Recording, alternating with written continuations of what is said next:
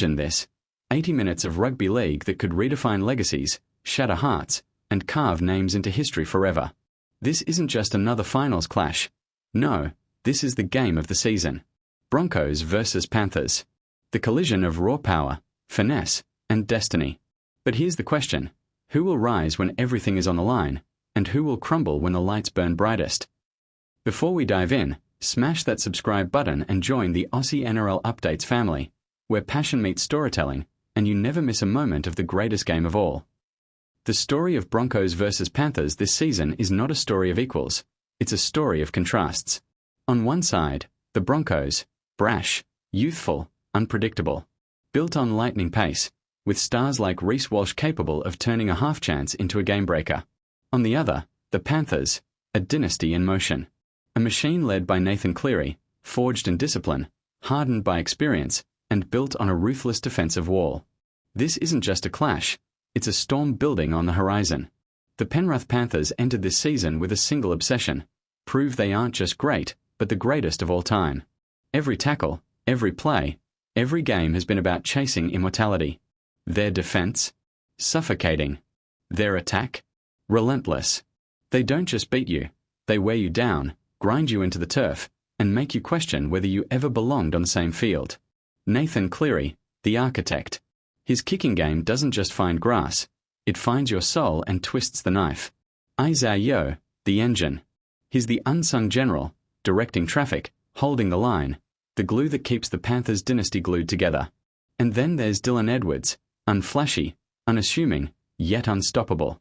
He's not just a fullback, he's a metronome, a reminder that while others chase highlight reels, the Panthers chase perfection.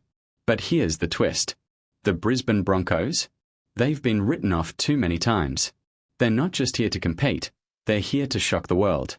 With Adam Reynolds steering the ship, Ezra Mam slicing through defences, and Payne Haas rumbling through like a freight train, the Broncos are the perfect mix of old-school grit and new-school flair. And then there's Reece Walsh. Electrifying. Unpredictable. Dangerous. The kind of player who makes fans hold their breath every time he touches the ball. He's young, he's fearless, and is carrying the hopes of a city that hasn't tasted premiership glory in years. But here's the question that keeps fans awake at night. Can Walsh's brilliance outshine Cleary's control? Can the raw electricity of Brisbane overcome the cold, calculated storm of Penrith? As the build-up reached fever pitch, whispers started swirling. Injury concerns. Tactical secrets. Mind games. Could the Broncos' young stars withstand the Panthers' pressure cooker? Or would Penrith's dynasty finally start to crack under the weight of history? Because one thing is certain: when the siren sounds, there will be no hiding. No second chances. And in this game, one play, one tackle, one mistake could define everything. The crowd roars. The stadium shakes. The moment has arrived. Broncos versus Panthers. Game of the season. The Panthers strike first. Nathan Cleary threads a perfectly weighted grubber, and boom, Brian Tuo crashes over in the corner. The Panthers fans erupt. It's the script everyone expected. Clinical, ruthless, inevitable. But then, the Broncos answer back. Payne Haas, unstoppable through the middle, sets the platform. Ezra Mam dances through a gap, offloads to Reece Walsh. Walsh is away. He slices through like a knife, and the Broncos hit back. The stadium explodes. Game on. This isn't just rugby league, it's trench warfare. Every hit rattles bones. Every run feels like a statement. The Panthers grind forward with precision, while the Broncos swing haymakers of brilliance. It's discipline versus chaos. And neither side is blinking.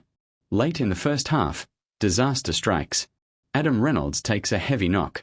The Broncos' general is limping, wincing, struggling. Panic ripples through Brisbane fans. Without Reynolds' calm head, can the Broncos survive the onslaught? But just as doubt creeps in, Ezra Mam steps up. He demands the ball, he takes control, and suddenly, the Broncos aren't just surviving, they're thriving. Mam turns pressure into opportunity, weaving past defenders, giving Walsh the space to ignite. And at half-time, the unthinkable, scores locked. Broncos and Panthers, toe-to-toe, nothing between them. The second half is chaos. The Panthers, relentless as ever, hammer the Broncos' line. Set after set, they probe, they push, they suffocate. But somehow, Brisbane's defence refuses to break. Payne Haas, Patrick Carrigan, Jordan Ricky, they're tackling like men possessed. Then, the moment of madness. Walsh fields a high ball, steps one, beats two, finds Mam on the inside. Mam streaks away. The Broncos take the lead. The underdogs are ahead. The stadium is shaking, fans are screaming, and suddenly the impossible feels possible. But the Panthers, the Panthers never die. With 10 minutes left, Cleary takes control. He drives them downfield. He sets up Edwards. He nails the conversion. And just like that, it's all square again. The game hangs in the balance. Every tackle, every pass feels like destiny. Walsh tries a miracle play, intercepted. The Panthers surge forward. Cleary shapes to kick for field goal, blocked. The Broncos dive on the loose ball. 2 minutes left. Reynolds, limping but unbroken, slots into position. He calls for the ball. He steadies. He strikes, and misses. The ball sails wide. The Panthers breathe again. Final seconds. Cleary, ice in his veins, sets for one last shot. He lines it up. He kicks. The ball sails high,